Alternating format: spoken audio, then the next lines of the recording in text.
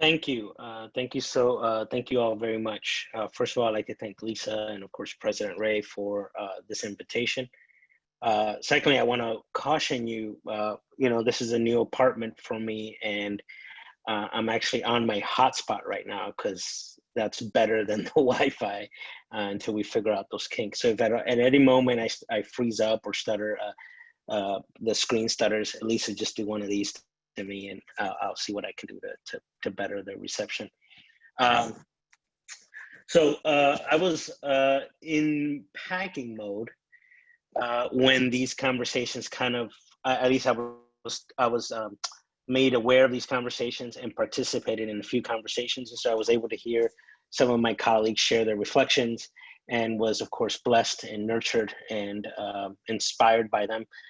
So I was very, very glad that I was able to partake of those. And then I was invited. So I don't know if I have a half hour, but of course, every professor says that, and then somebody has to tell them to cut it out after 45 minutes. But actually, I want to start with a previous Wednesday reflection. And I don't know if he's on this call or not, but my new colleague, Ken Stone, about a month and a half ago, did his reflection on the Hebrew Bible and the tradition of lament. And that reflection really kind of stuck out to me. It's an appropriate reflection considering the circumstances in which we find ourselves, considering the situations in which we live, the political climate in which we have to maneuver and try to scrape out some sense of life, survival, and vitality.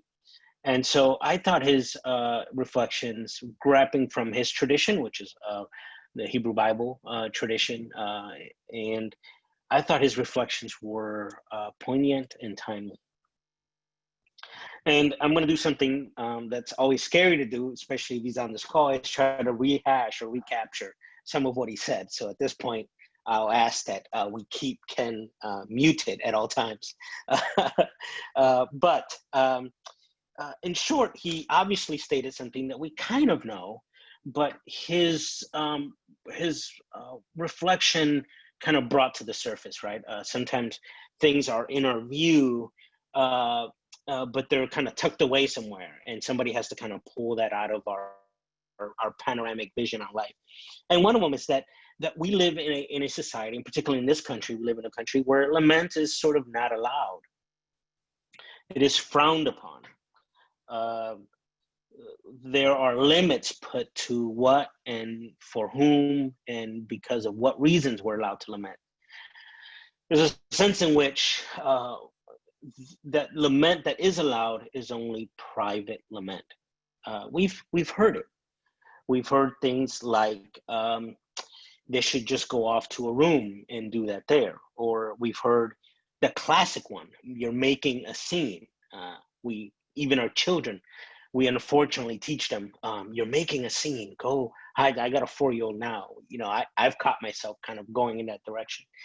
And of course, we've heard the other one, don't be so emotional. We've heard those phrases.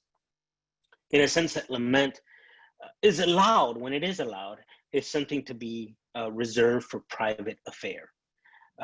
Funeral homes are made to be private events, even though they're public.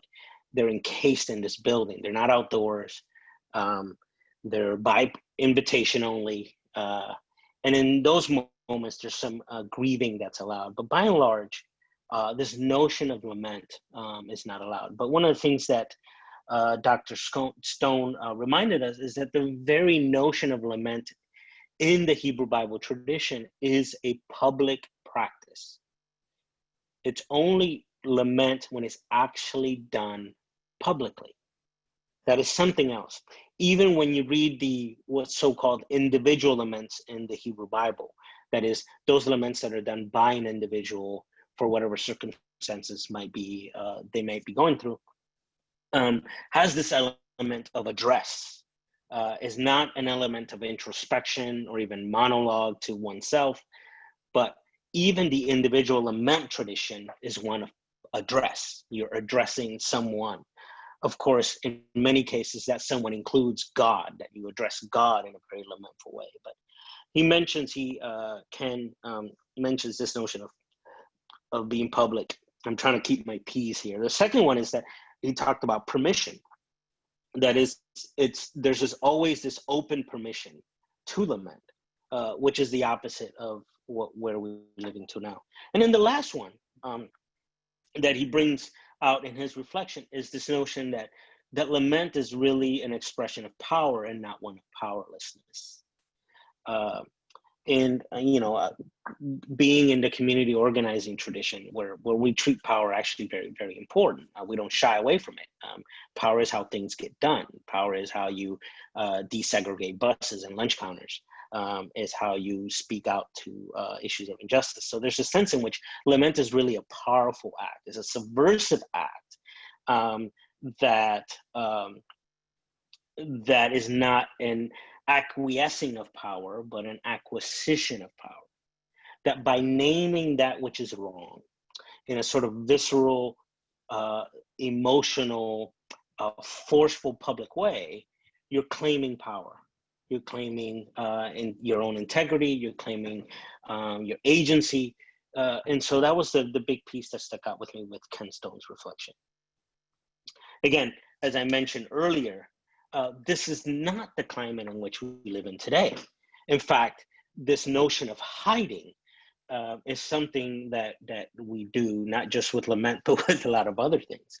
I think it's Foucault in his history of sort of punishment, talked about that the prisons function as a mode of hiding, right? That you can talk about these other cultures having these sort of barbaric forms of punishment for crime, and yet there's a sense in which those were better because they were public. People knew what they were willing to live with. They knew what was before them.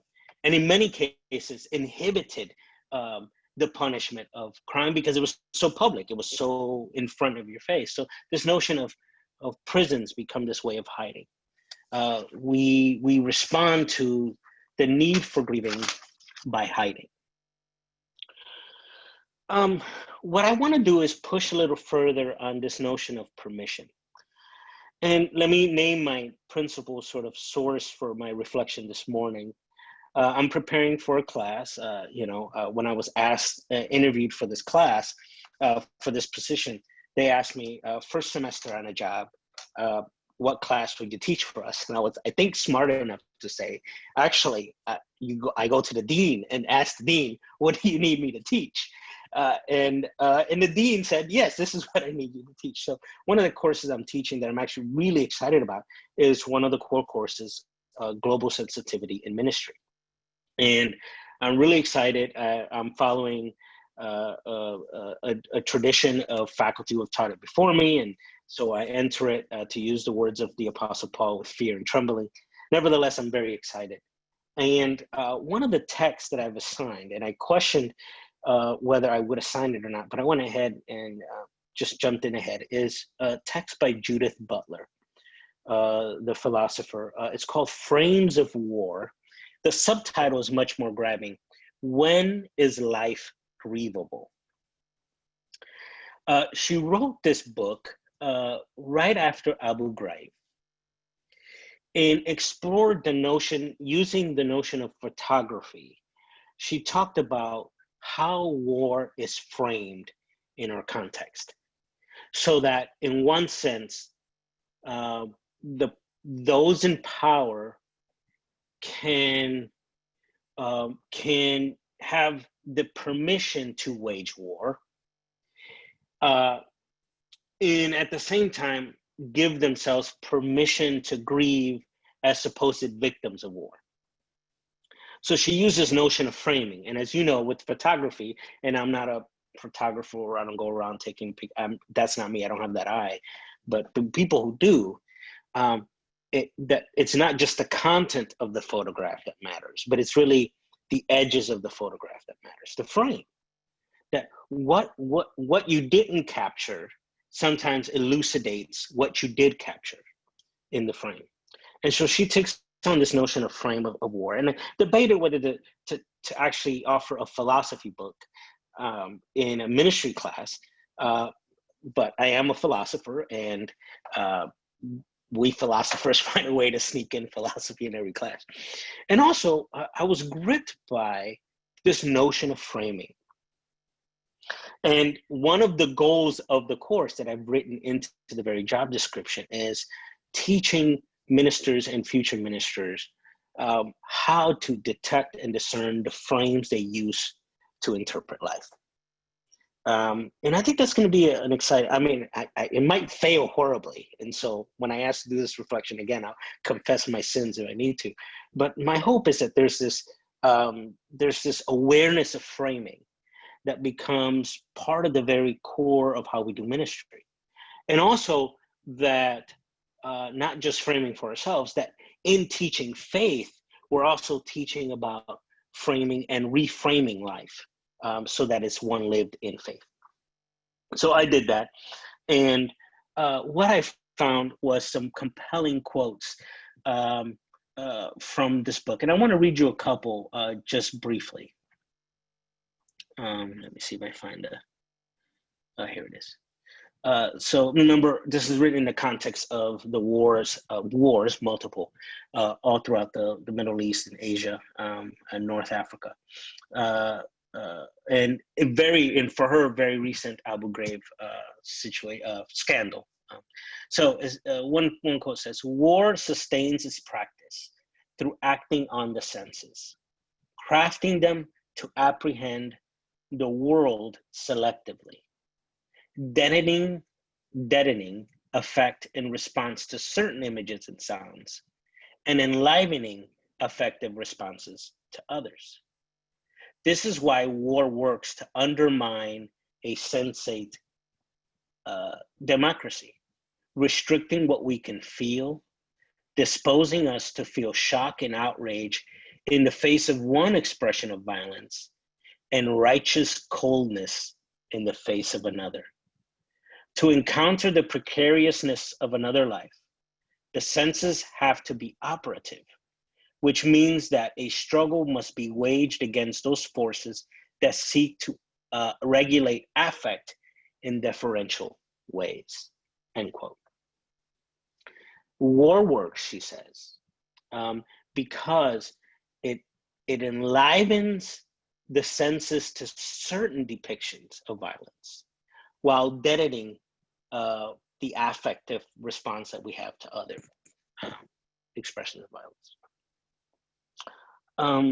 When we consider, for example, Black Lives Matter, for example, and actually let's consider those who resist, reject, speak against Black Lives Matter, you see this sort of paradox taking place.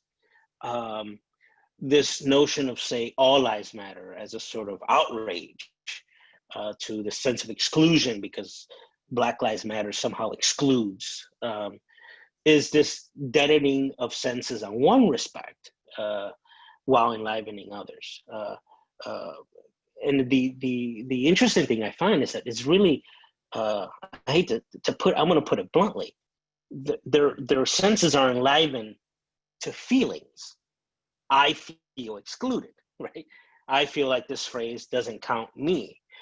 Feelings, and deadening the effective response to lives that die on the streets because of police brutality. Notice this sort of selectivity that's at play here. That in one sense, this group of people are given so much permission for their lives to be grieved that even their feelings count more so than the actual lives, breathing breath of other people. So one of the things I push back on this sort of permission to grieve is that I think we need to nuance it. In fact, there is permission to grieve, but it's a sort of selective permission to grieve that I think Judith Butler's book kind of brings out. And it brings to this notion of framing.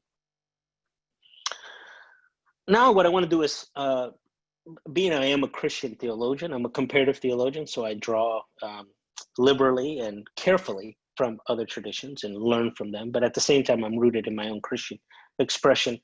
I want to draw on three sort of biblical texts that draw out, that expose this notion of framing. Obviously, one that comes to mind, I think gets used sometimes, abused or misused, should I say, is the Samaritan story in Luke 10. There are two phrases in that story in Luke 10 that kind of capture my attention. One is the teacher of the law comes to Jesus and says, what does the law say, right? So what must I do to inherit eternal life is what the teacher asks Jesus. And in Luke, it's the only time where Jesus doesn't answer those questions. Rather, he pulls back to the scribe and says, well, what does the law say? And then in some translations, they take the liberty of saying, what do you see there? This notion of framing. How do you frame your religious sources in such a way that they might give you life and life everlasting, give you full life?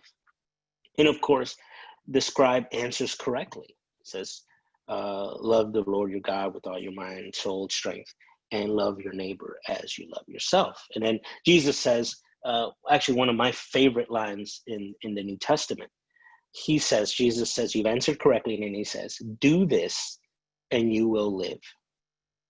Do this and you will live. The whole parable, now this is at the heels of the Samaritan story, right? Because then he says, but then who's my neighbor, right? Notice the question there. That's a question of framing. Who do I get to frame to be my neighbor? And who do I frame to be an other that doesn't merit my attention, let alone my grieving? One of the lines that Judith Butler repeats throughout the book is that only a life that's grievable is a life worth living.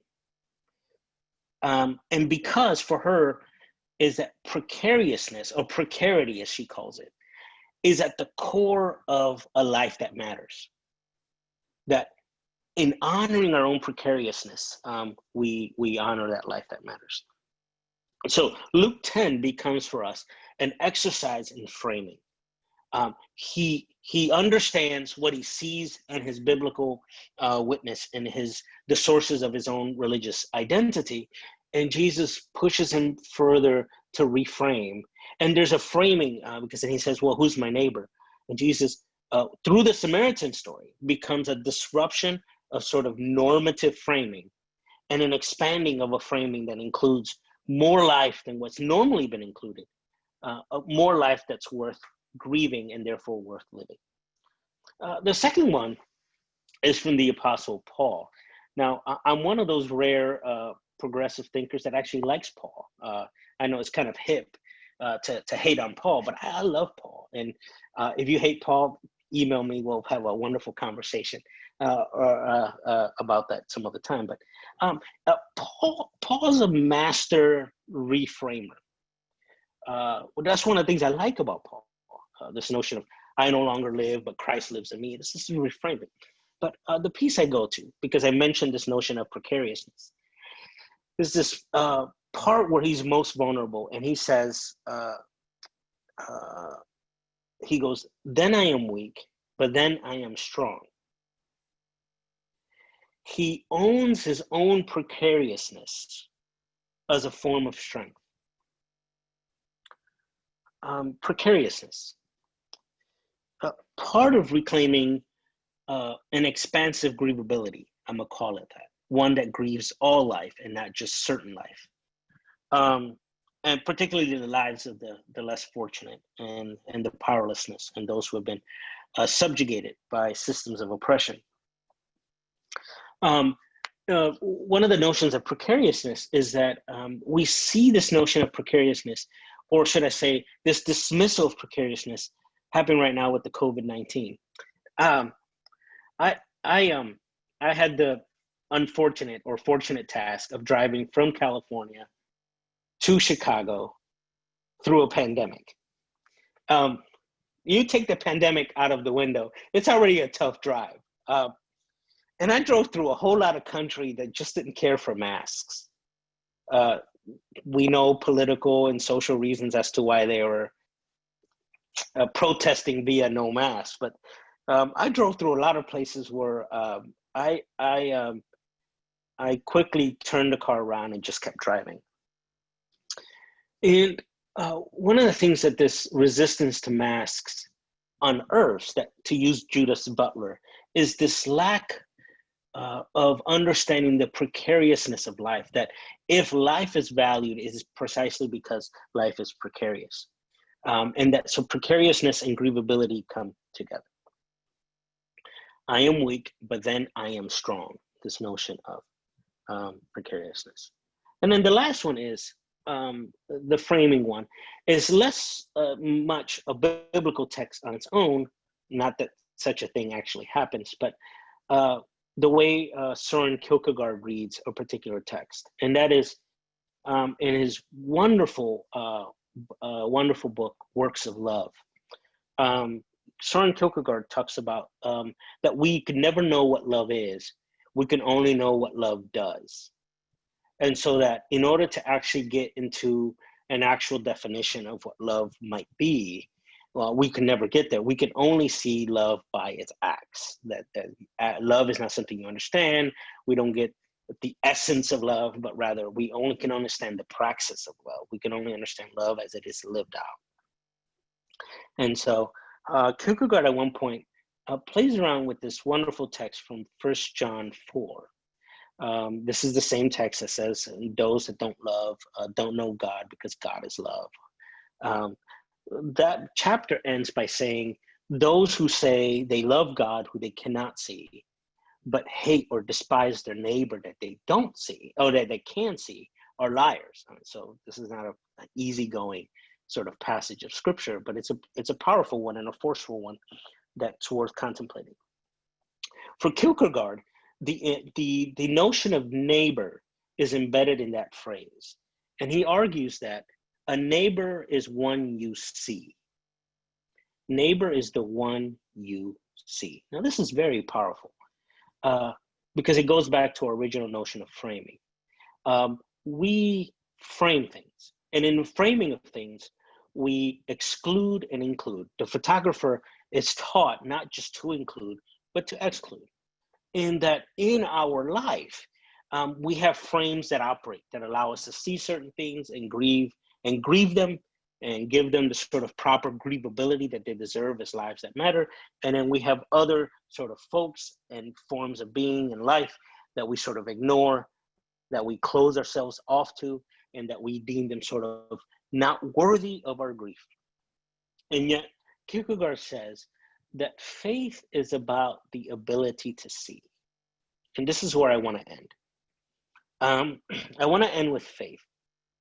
As people of faith, and we have people from multiple faiths on this call, and we have people from different faiths and from different sort of philosophies at Chicago Theological Seminary. One of the reasons why I was drawn to accept the position.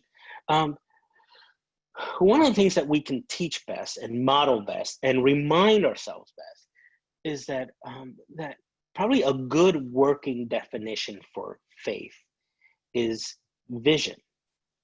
That faith is the ability to see. And that then faith reframes for us what we see and who we see. That faith, that we might be able to see salvation or repentance or sanctification or whatever language you wish to use as the breaking down of limited frames, so that we might see the world anew, so that we might see those we recently have chosen to ignore, so that we might see differently. And in the celebration of life, give ourselves permission to grieve life, to grieve with those whose lives haven't mattered, so that then we could bring to the surface the fact that they in fact do matter, and they matter greatly to us. So that maybe in teaching faith, and here I'm teaching, kind of preaching to myself for a moment, that we talk a little bit about the ability, that faith is the ability to see deeply, to see beyond frames, to see beyond exercises of selectability, exercises of deadening certain senses so that we don't have to see, but instead that that faith, that once core belief is this ability to open wide our ability to see the world, to take it in, and to respond in acts of love. And when necessary, to grieve publicly, to lament publicly. I come from a Caribbean home. I'm Puerto Rican, and I'm drawn by, in my own tradition, in my own cultural tradition, how many holidays and how many practices of lament are actually public.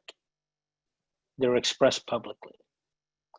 And being drawn here, Americanized, I am Americanized. How much sometimes within me, I wrestled with those sort of public displays of lament and grievability, and trying to reclaim that sort of tradition for myself as one that is honest, one that is faithful, and one, as Professor Stone reminded us, is actually an expression of power and agency to denounce what is unfortunately is, and to hope with action and with faith on what might be for us as a human family, as a creation, and as a world. That's what I have for us. And I'm open to any comments or suggestions, corrections, even from Professor Stone, if he's on the call, for everything I got wrong. Anyway, I'm open to your comments or questions at this time.